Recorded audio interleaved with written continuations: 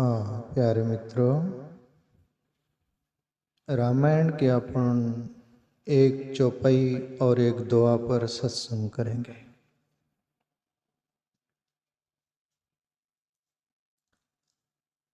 धूम कुसंगति कारिक होई, लिखहि पुराण मंजू मसी सोई।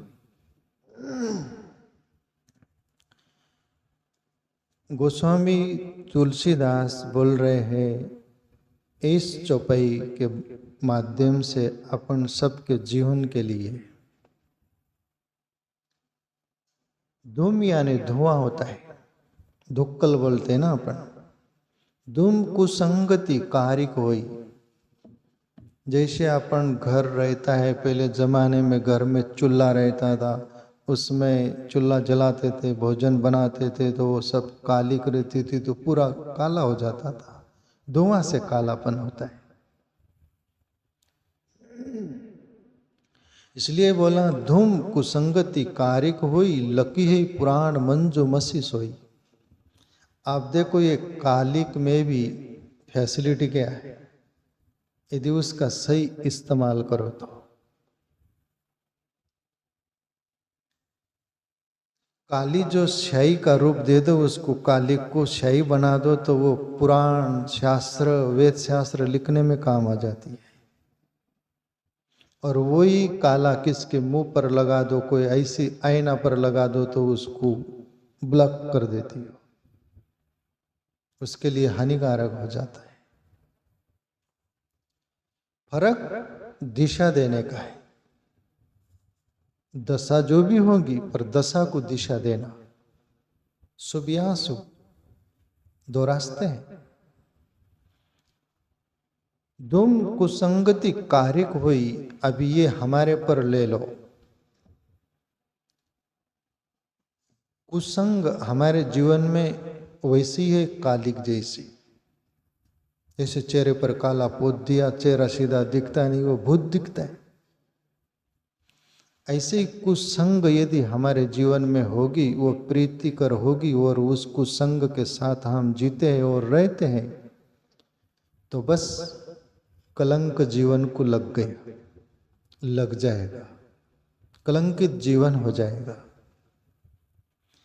इसलिए वो कुसंग से अच्छी संग तरफ जीवन मोड़े हम, तो जीवन में रौनक आ जाएंगी, जीवन में शांति आनंद आ जाएगा, जीवन में बोरिंग कुछ नहीं होगा, उल्लासित जीवन होगा, बरापूरा आपको हर क्षण आनंदित जीवन रहेगा। लिखिए पुराण मंजू मसी सोही। प्यारे मित्रों, जीवन जन्मजात गढ़ा नहीं जाता है। जैसे घड़ा होता है ना, कुंभार मिट्टी लाता है, उसको गारा बनाता है, बहुत कुछ प्रक्रिया से गुजारता है, वो थापी अंदर हाथ डालता है, ठोकता है, अंगारा में डालता है, भट्टा लगाता है, ठोक के देखता है, सब कुछ इतनी प्रक्रिया से गुजरने के बाद में वो ठंडा पानी पिलाने का लायक होता है। नहीं तो मिट्टी पहले भी थी, वही मिट्टी थी, पर घड़ा बनाने के लिए कितना प्रक्रिया लगी। ऐसा ही अपना जीवन कालिक की तरह है, धुएं की तरह है। मान लो अपने वो संस्कार नहीं उत्कृष्ट उत्तम, पर यह उत्कृष्ट उत्तम संस्कार से हम हमारे जीवन को भर सकते हैं।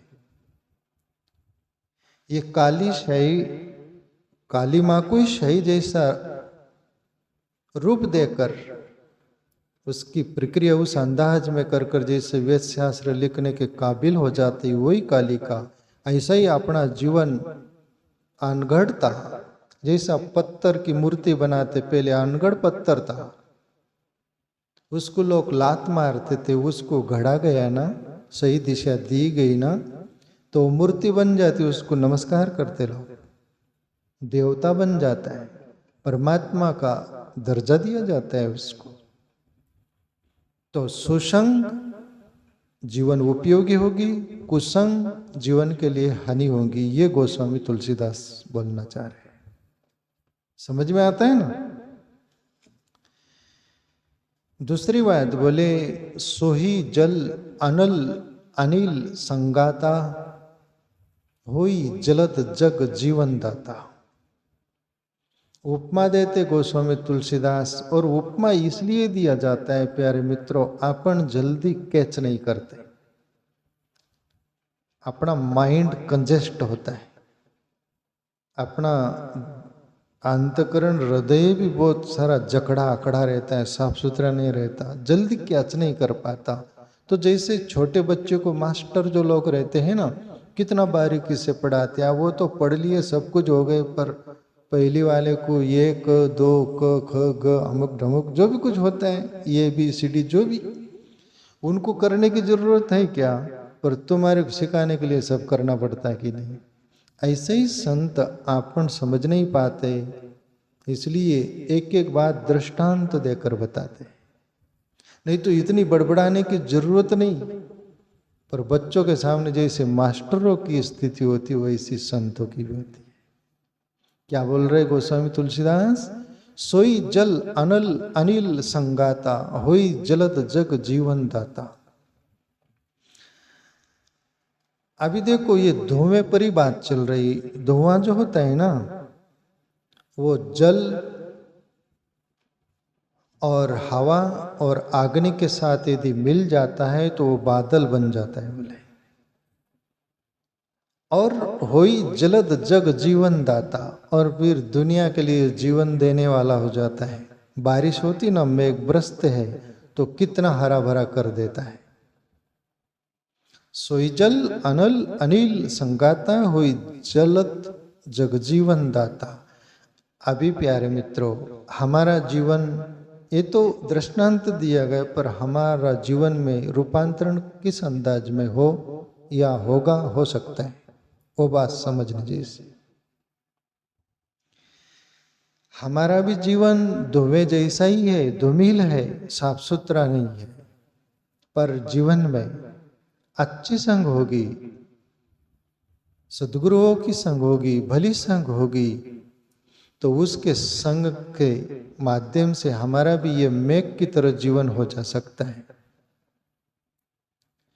ये मेघ की तरह जीवन हो जा सकता है, और हम भी दूसरों के काम आ सकते हैं, दूसरे के जीवन के लिए उपयोगी बन सकते हैं, यदि भली संग मिली, हमने किया, रही, करना चाहे तो।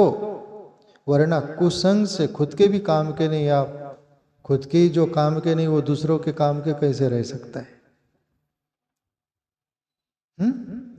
खुद का ही जीवन अनगढ़ा है तो दूसरों को घड़ कैसा सकता है? वो खुद का ही जीवन सुधार नहीं पाया, दूसरों का जीवन को सुधार कैसे सकता है?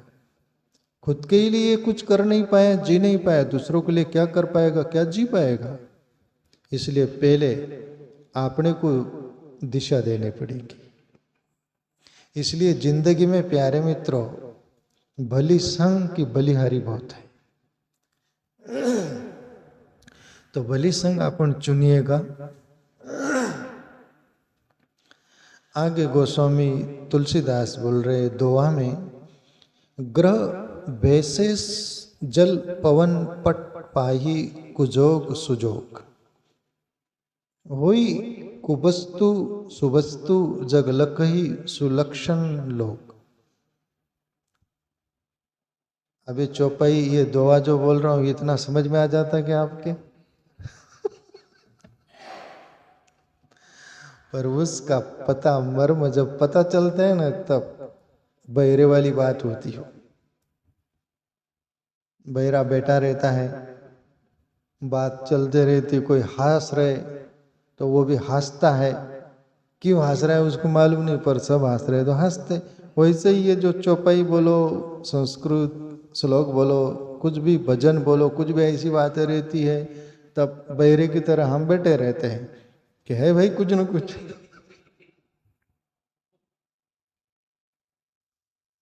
पर उसका भी रस से जानने वाला व्यक्ति सरल इजी करके देता है, तब बहरे वाली बात कैसी होती? बहरे जब अपन सबको देखकर तो हंसता है, पर उसके कान में जाकर बोला ऐसी बात थी, तब और खिलखिला कर हंसता है। तब कोई भावार्थ करके बता तो समझ में आती, तब अपने को आनंद आता है ना। तो देखो अभी ये क्या बात बोल रहे हैं। ग्रह वैशेष जल पवन पट पाही कुजो सुजो, होई कुवस्तु सुवस्तु जग लकही सुलक्षण लो। बहुत प्यारी बात है, मैं एक एक बात करके आपको सीधी साफ करके बताऊं।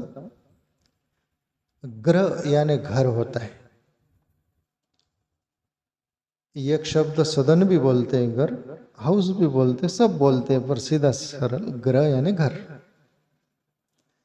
घर घर में आलसी प्रमादी आदमी होगा, कोई भी स्त्री पुरुष हो, कोई भी हो, आलसी प्रमादी अजगर की तरह, जो मुलुकदास का दुआ गाता हो, अजगर करे न चाकरी पंछी करे न काम, दास मुलुक यूं गए सबके दाता राम, जय जय सिया राम। वो घर को गंदा कर डालेंगे कि नहीं। और घर में यदि स्त्री हो पुरुष हो कोई भी हो, क्लीन माइंड है, क्लीन जीवन है सब तरह से, तो घर को भी साफ सुथरा रखेंगे कि नहीं। तो ये संग की बलिहारी है कि नहीं। वो घर को बुरी संग मिली तो उसके हाल बुरे हो गए, अच्छी संग मिली तो साफ सुथरा हो गया। गोस्वामी जी ये बताना चाह रहे हैं कि तुम्हारे जीवन में भी भली संग होगी ना, तो तुम्हारा घर रूपी ये देह रूपी घर भी साफ सुथरा हो जाएगा। तुमको इतना तो जीना सिखा देगा, सही ढंग से नहाओ धो, साफ सुथरा रहो, मलिन मत रहो, कपड़े साफ सुथरा पहनो। महात्मा गांधी बोलते थे कपड़े फटे भी हो, गरीबी हो तो सीकर धोकर पहनो।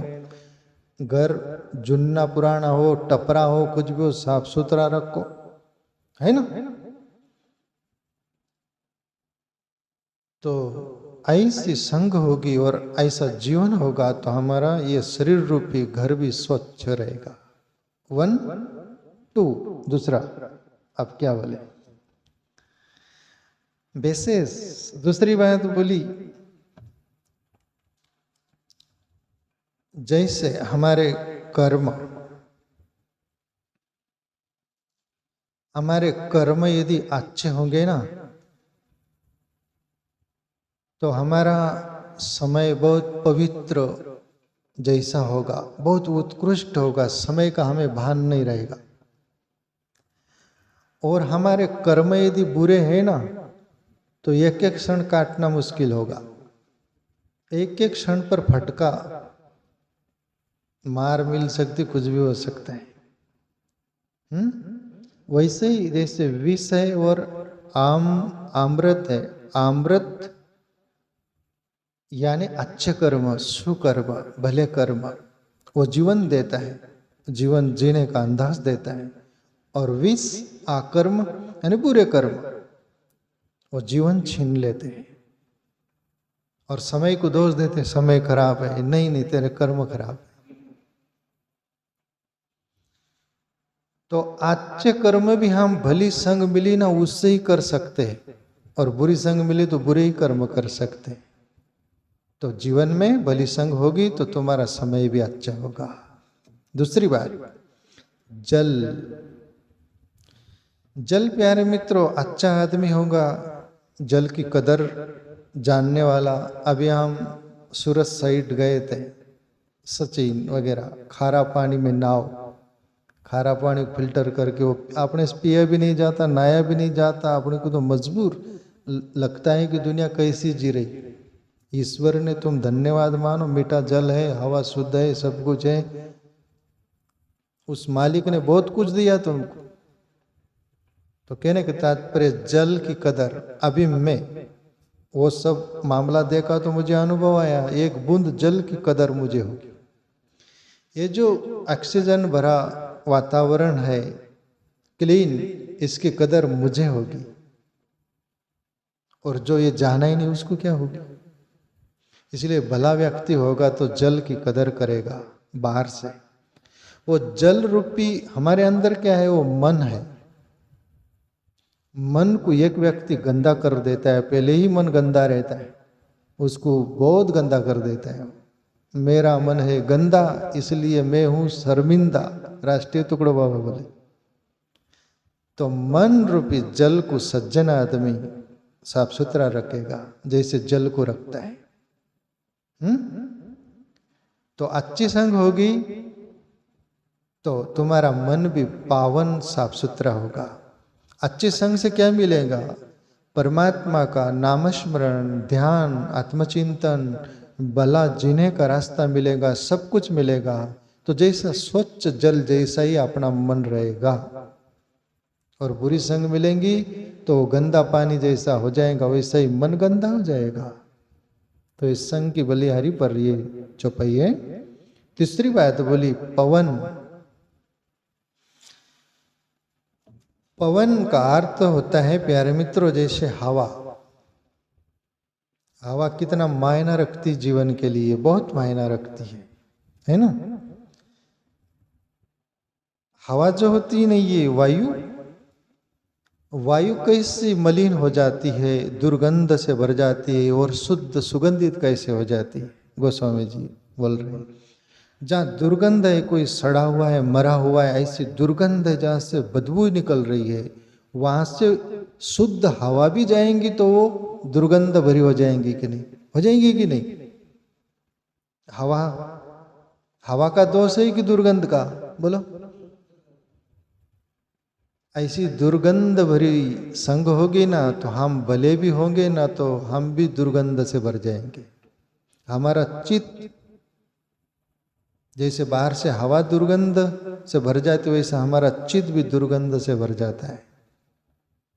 चित्त जो चिंतन करता है वो बुरी संग से दुर्गंध भरा हो जाएगा चित्त। और चंदन के लकड़े हैं वहां से यदि वो हवा जाती है तो सुगंधित हवा हो जाएंगी कि नहीं? ऐसे ही सज्जन संत महापुरुष भले लोगों की संग होगी ना तो हमारे जिंदगी में भी सुवास सुगंध से भर जाएगा। जैसे हवा पर अटैक होता है, किससे हो रहा है वो? सुगंध से और दुर्गंध से ना। ऐसी बुरी संग होगी तो दुर्गंध से भरा हुआ चित्त हो जाएगा, जीवन हो जाएगा। भली संग होगी तो चंदन का सुगंध जैसा हो जाएगा। ये हमारे पर ही डिपेंड है। हम संतों को दोष नहीं दे, परमात्मा को दोष नहीं दे, कि दुनिया को नहीं दे। हम तो भले चंगे, तू था आज नहीं, पर था नहीं तो तेरे लिए विकल्प है, तू चुन।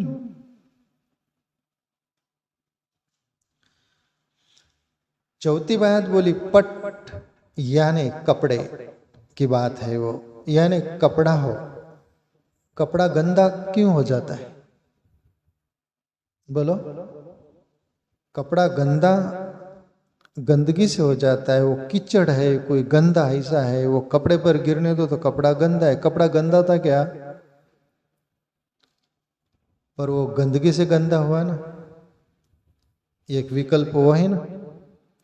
दूसरा विकल्प वही गंदा तो हो गया, पर उसको धोने का भी विकल्प है। कोई साबन है, पाउडर है, उससे धो डालो तो वो गंदगी निकल जाती कि नहीं?